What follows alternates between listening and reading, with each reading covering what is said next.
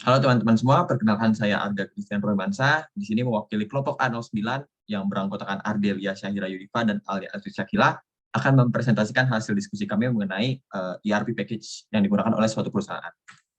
Perusahaan yang kami bawa adalah Volkswagen. Volkswagen ini merupakan perusahaan yang bergerak di bidang otomotif dan lumayan terkenal di dunia. Untuk ERP yang mereka gunakan, mereka menggunakan SAP atau System Application and Processing. Kita akan membahas sedikit tentang sejarah dari SAP. Visi awal dari didirikannya SAP ini adalah untuk mengembangkan standar aplikasi perangkat lunak untuk usaha pengolahan real time. Jadi pendirinya itu merupakan mantan anggota dari IBM, dan mereka melihat bahwa klien-klien yang selama ini mereka dan agak berkonsultasi dengan mereka tuh memiliki kayak permasalahan yang sama.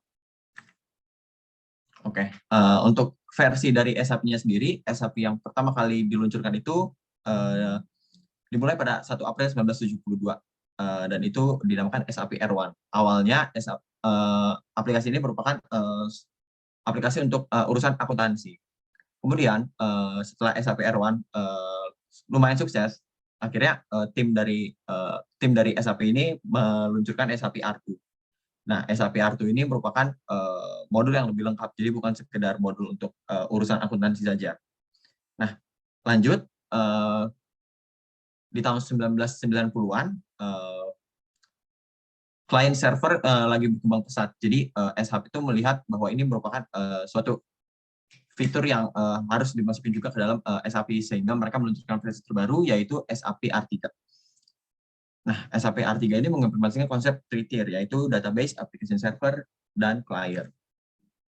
Nah, setelah SAP R3 rilis dan sukses, tim SAP merilis versi terbaru, yaitu SAP SEC. SAP SEC ini merupakan versi pertama yang mengintegrasikan seluruh divisi bisnis pada perusahaan. Jadi data-datanya itu udah terintegrasi mulai dari SAP SEC. Nah, yang paling baru itu adalah SAP S/4HANA. Ini mengimplementasikan SAP SEC, jadi semuanya terintegrasi dan menggunakan database, tetapi dapat mengolah data lebih besar lagi dari SAP SEC.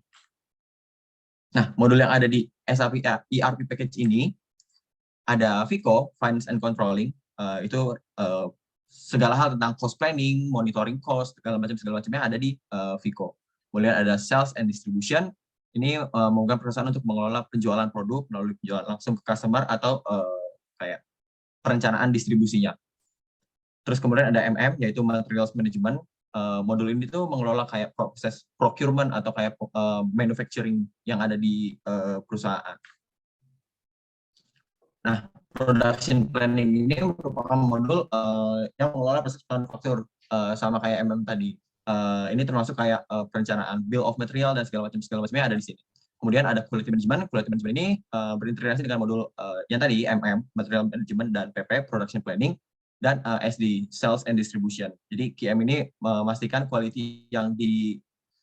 kualitas produksinya itu tetap terjaga dan meminimalisir kemungkinan production failure.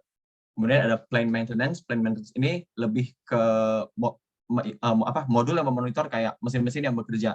Jadi memastikan kalau misalnya mesin-mesinnya itu awet dan tidak rusak pada saat proses produksi, kayak gitu.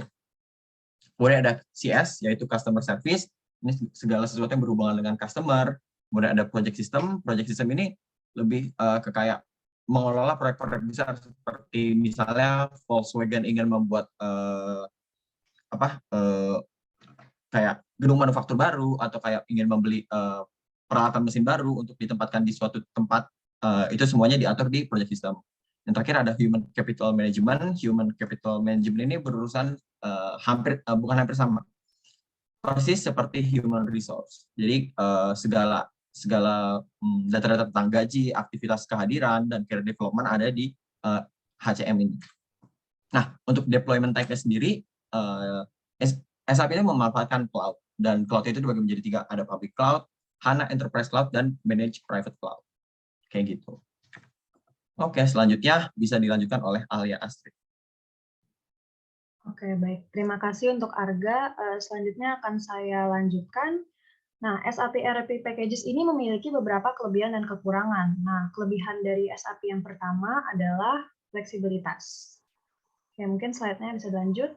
Ya, SAP memungkinkan perusahaan untuk membuat aturan mereka sendiri dalam struktur SAP, di mana aturan tersebut akan menetapkan parameter untuk transaksi yang dapat diterima dan tidak dapat diterima.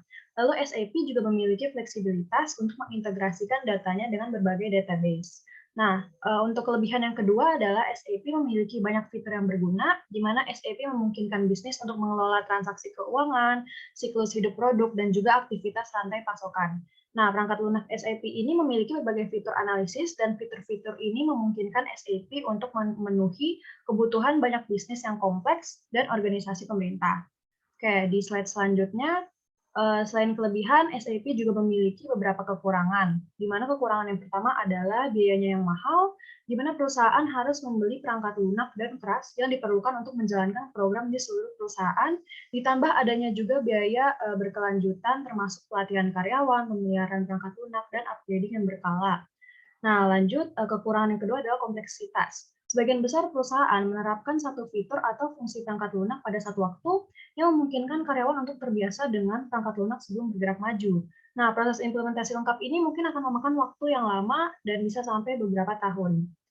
Oke, selanjutnya terdapat karakteristik perusahaan yang sebaiknya mengimplementasikan SAP ERP Packages.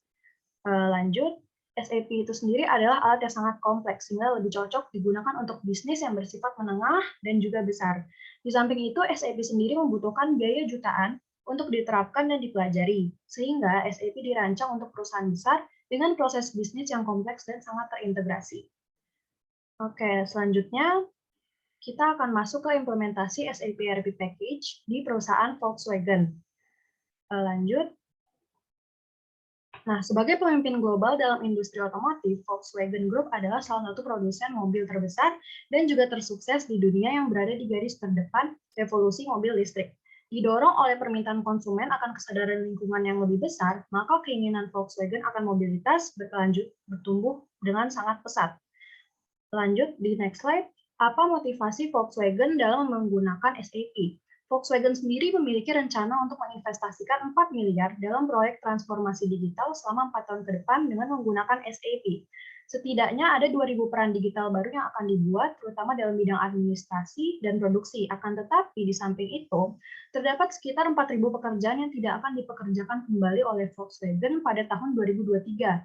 Sehingga bagian TI dari proyek yang akan datang dari perangkat lunak Jerman berupa SAP dan juga paket perusahaan SAP 4/HANA yang akan digunakan untuk aplikasi administrasi, pembelian, dan juga SDM oleh Volkswagen. Nah, Volkswagen ini ingin mengurangi karyawan untuk mencapai digitalisasi, otomatisasi proses, rampingan organisasi, dan ingin menciptakan pekerjaan digital dan pangkas yang baru dan modern, serta meningkatkan produktivitas perusahaan. Nah, untuk menghadirkan mobilitas elektrik for all dari Volkswagen untuk semua orang, Volkswagen memilih untuk menerapkan SAP S/4HANA sebagai fondasi sistem keuangan global baru. Mereka menganggap SAP S/4HANA adalah pilihan yang tepat untuk mereka tetap menjadi kekuatan terdepan di industri dan membuat Volkswagen siap menghadapi segala tantangan yang ada baik di masa sekarang maupun di masa yang akan mendatang. Sekian dari saya, selanjutnya akan dilanjutkan oleh Ardelia. Oke, terima kasih buat Alia dan Arga atas presentasinya, dan saya akan menjelaskan modul yang diimplementasikan oleh Volkswagen Saxon. Next. Berikut modul yang akan diimplementasikan oleh Volkswagen Saxon dalam SAP 4S/HANA ERP Package. Yang pertama ada Financial and Cost Planning, Production Planning, Materials Management, dan Plant Maintenance. Oke, next. Berikut tantangan implementasi perusahaan Volkswagen Saxon.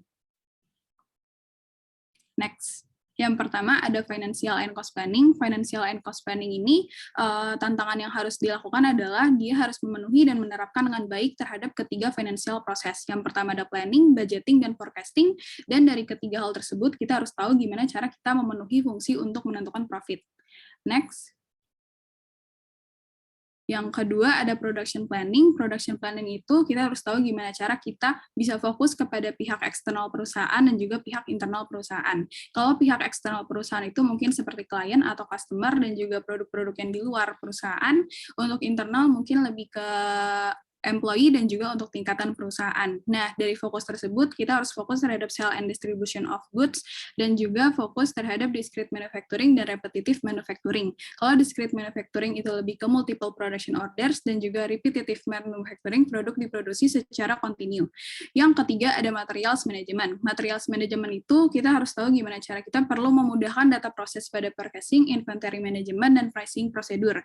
Nah, kalau untuk bagian purchasing itu, tantangannya harus dihadapi bagaimana cara kita dapat membuat purchase order, terus yang inventory management, bagaimana cara kita bisa memanajemen barang dan jasa yang ada di suatu inventory, dan yang ketiga, pricing prosedur, bagaimana cara kita bisa mengkalkulasi harga-harga produk dalam suatu perusahaan.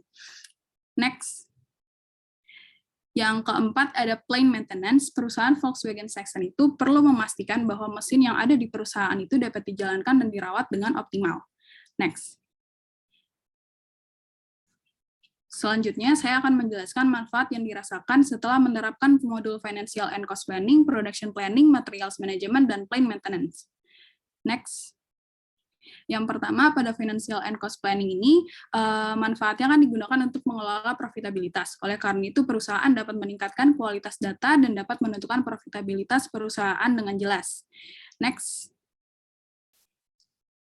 Yang kedua ada production planning. Production planning itu digunakan untuk memudahkan proses manufaktur seperti production, procurement, dan purchasing. Dari ketiga tersebut, dengan adanya modul ini, kita dapat memudahkan proses production yang dimulai dari planning, serta menentukan budget yang sesuai dengan perusahaan serta produk-produknya.